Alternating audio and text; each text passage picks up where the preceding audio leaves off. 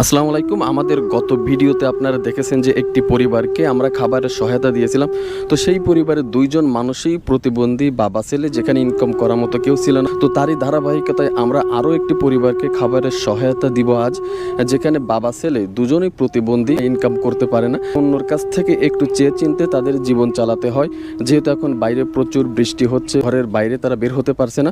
তো আমরা চেষ্টা করব ওই পরিবারটিকে একটু খাবারের সহায়তা দিতে। আমরা সেই খাবারগুলো নিয়ে ওনাদের বাড়ি যাচ্ছি। তো চলেন আমাদের সাথে থাকুন এবং আপনাদের দেখাবো যে অসহায়ত্ব নিয়ে একটা পরিবার ভাবে চলতে পারে, সেই বিস্তারিত আপনাদের দেখাবো। চলেন আমাদের সাথে।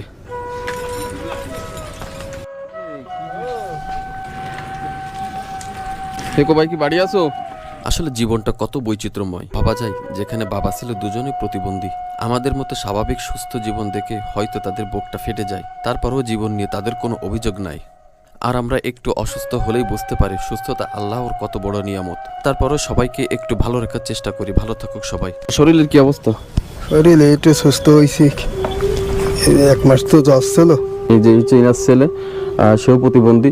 তো আসলে এই যে পরিবারটা যে কিভাবে চলে, কতটা অসহায়ত্বের ভিতর, যা আসলে না দেখলে কখনো বোঝা যাবে না। আমাদের এই ভালো কাজের ভিডিওগুলো সবাই একটু বেশি বেশি করে শেয়ার দিবেন, কারণ আপনাদের সাপোর্ট আর ভালোবাসা আমাদের মানবিক কার্যক্রমকে আরো প্রসারিত করবে। বাইরে বৃষ্টি হচ্ছে, বেরোনোর কোনো সুযোগ নাই কোথাও। তা হচ্ছে এখন আপাতত বাসায় থাকবার রেস্টে নিবা। পুরো বাজার তো দিয়ে গেছি।